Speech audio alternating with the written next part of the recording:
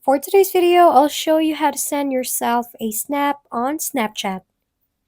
To get started, open Snapchat on your device. Once you're in the app, take a picture or a video like you normally would.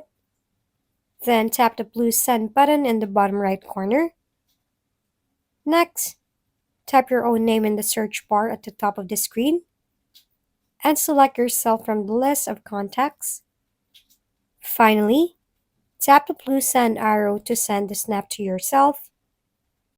Now you will receive the snap just like any other messages.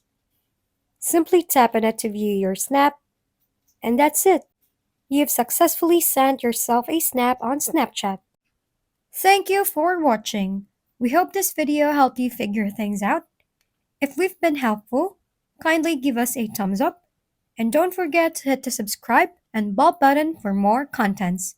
For any questions and suggestions, comment down below.